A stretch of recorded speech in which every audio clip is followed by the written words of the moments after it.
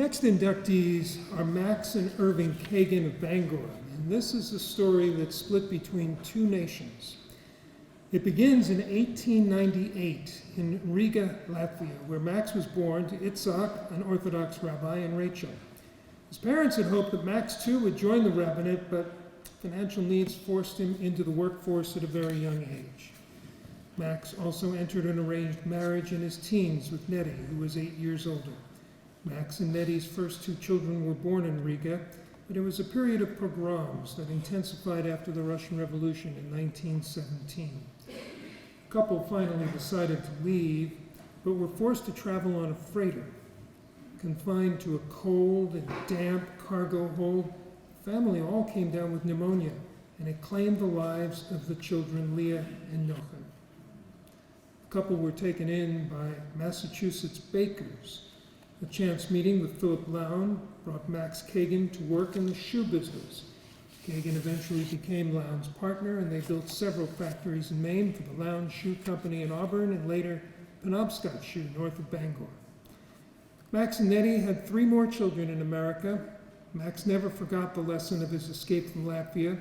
He championed the need for establishing a homeland for oppressed Jews, especially those who had survived the Holocaust.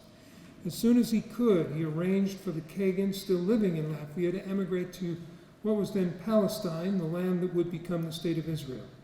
His financial success led him to philanthropy, creating a family foundation, contributing to medical facilities in Maine and Massachusetts, Husson College, Maine synagogues, and other Jewish causes. Max died in his adopted home of Bangor in 1969, survived by 3 of his children, Edith, Mildred, and Irving, their 10 grandchildren, and also by a legacy of grit, survival, courage, tenacity, philanthropy, and generosity. Irving Kagan was the youngest of Max and Nettie's children. His story begins in the U.S., where he was born in 1928. He was reared in Lynn, Massachusetts. The family relocated to Bangor as Max Kagan worked for Philip Lown Shoe Company, later becoming a partner in the business. Irving graduated from Bangor High and the Massachusetts Institute of Technology in just 3 years. Irving turned down a lucrative offer from a manufactured housing company, which would have necessitated a move to Ohio. Instead, Irving chose to come back to Maine to work for Lown Kagan Shoe, which would later become Penobscot Shoe. He would retire from Penobscot Shoe as board chairman in 1999.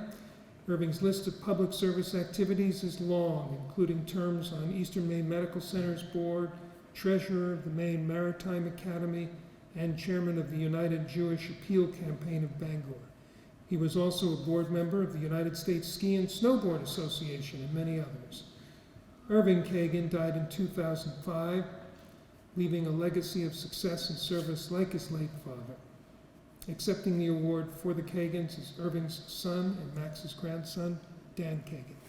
My name is Daniel Kagan, and with me is my sister, Candace Kagan-Platts. And what a profound honor it is for us to be here to share the stories of these 2 men.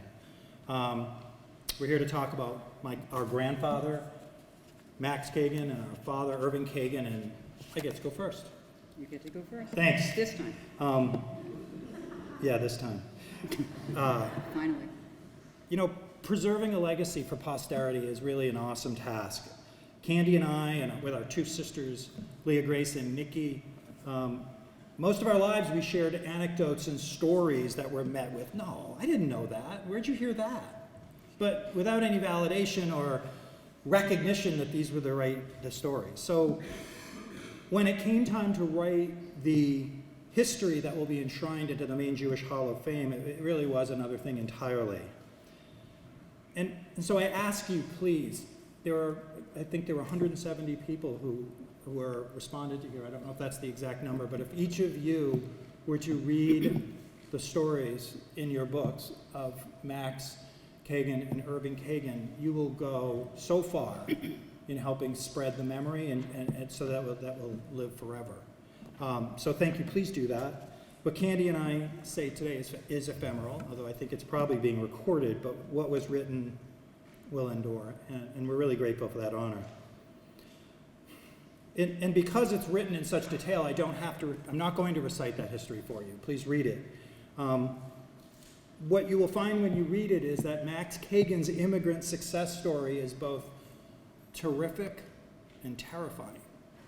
It is both heartwarming and heartbreaking. And his story is unique to him in time and place, of course, but it's also echoed in the refugees and families and cultures and immigrants to this country across 20th century America. Their story is the 20th century. Our grandfather was born just before the turn into the 20th century, and our father almost made it to the 21st. So as you read their stories, hopefully it can be a way to appreciate and understand the struggles of so many people, not just Jews, and it's still continuing today. What makes Max Kagan so awe-inspiring in his story is not just that he created a new opportunity for himself in this new world, it's what he did with the opportunity that he created. Our grandfather and our grandmother, Nettie Kagan, left Europe penniless, and they lost both children, as you heard, to illness in the bowels of a transatlantic freighter, and yet and the depth of that tragedy is unimaginable to us here in our privileged perch of the 21st century. And so here Candy and I stand as representing our family, 2 generations representing the progeny of that immense strength, will, and courage. So while your program creates really an abbreviated recitation of Max Kagan's life and accomplishments, it also preserves for posterity what he did in America with the opportunity that he created. Max Kagan, our grandfather, is truly worthy of this honor you bestow on him today, and I thank you. As to our father, it's appropriate that father and son be inducted here today because their stories are remarkable and they are inseparable. Irving Kagan does not become who he became without Max Kagan. His life, our father's life, was complicated as the only surviving son of an immigrant father. And Candy, do you remember Dad reading letters from Tanta Luba that would come from Israel and struggling to read them in Yiddish? Absolutely. Tell us more about Dad. Well, first I want to say something about my brother, because this honor that has been bestowed on my dad and my grandfather would not have happened without my brother's deep love, great talent, and his devotion to family and public service, which he is a very worthy heir apparent to both of these honorees. So first I want to thank you, Dan. Thank you.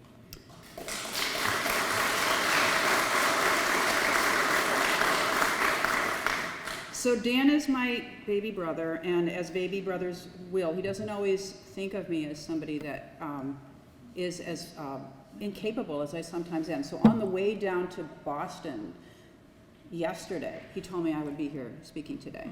And I had, I don't usually have a hard time finding things to say, but sometimes I have a hard time finding coherent and interesting things to say.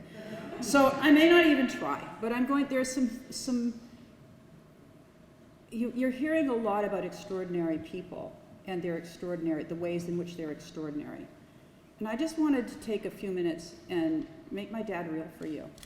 Because in addition to being an amazing contributor to society and having done huge good works for the world, he also was a pretty neat person.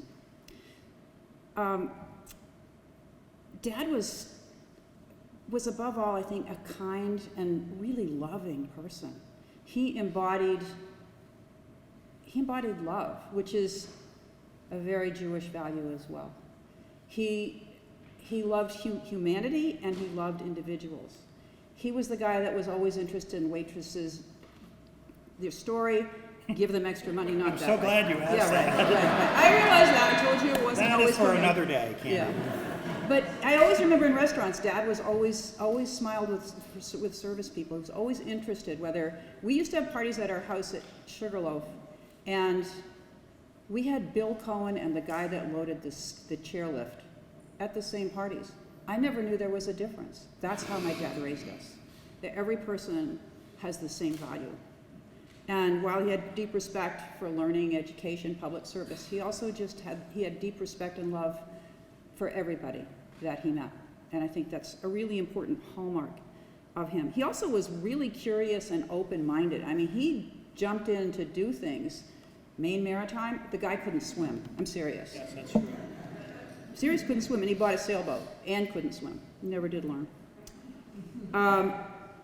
Another thing that wasn't in the program, just an anecdote. Dad was on the board of editorial board of Women's Footwear Daily, right? That goes back to the waitress candy. Yeah, right. And he also had, this is from Grandpa and Dad, they were on the American Stock Exchange. I remember the Penobscot shoe. I remember how proud they were for this shoe, this leather inspector from Russia, right? And his son who wanted to be, was educated to be an engineer but decided to come back to Maine against his father's advice, by the way. My grandfather did not want him in the business. He did it anyway.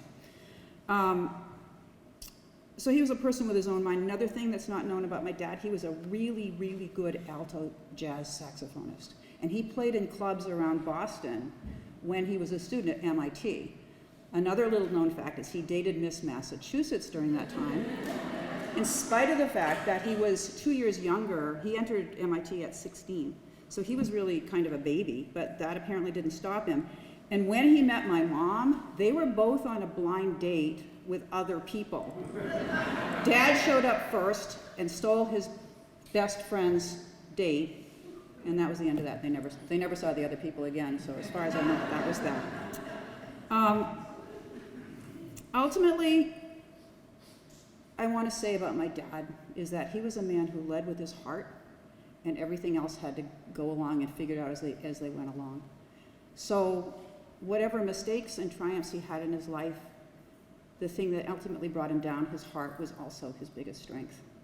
So thank you so much for honoring my sweet and wonderful dad.